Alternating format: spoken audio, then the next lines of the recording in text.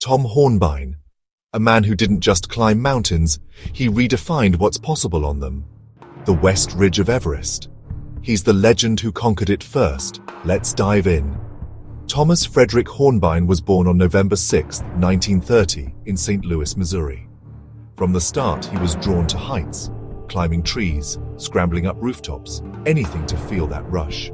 But at 13, during a summer camp in Colorado, his life changed. He discovered mountains, and they became his compass. By college at the University of Colorado Boulder, he started as a geology major, fitting for a mountain lover. Then, through mountain rescue work, he found a new path: medicine. He became an anesthesiologist, blending adventure with a fascination for how humans survive extremes, like at 28,000 feet with no oxygen. That fascination led to a defining moment in 1963. Tom, alongside his climbing partner Willie Unsold, joined the American Everest expedition. While most climbers took the safer South Col route, Tom had his sights on the West Ridge, a jagged, unclimbed beast considered impossible. It's May 22, 1963, 6:50 a.m., freezing cold, and Tom and Willie rope up at 27,200 feet. With limited oxygen and no guarantees, they climb through treacherous shale and limestone. At 6:15 p.m., after battling exhaustion and thin air, they reach the summit, the first to climb Everest via the West Ridge.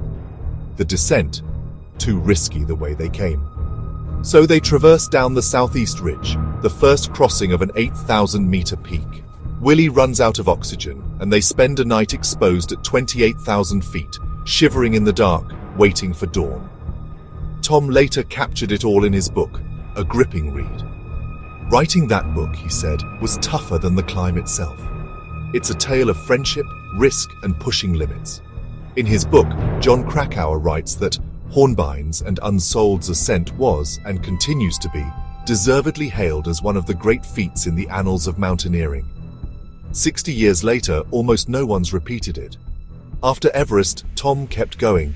He became a professor at the University of Washington, researching how altitude affects the body. He chaired the Department of Anesthesiology for 16 years, all while climbing peaks from Pakistan to Colorado.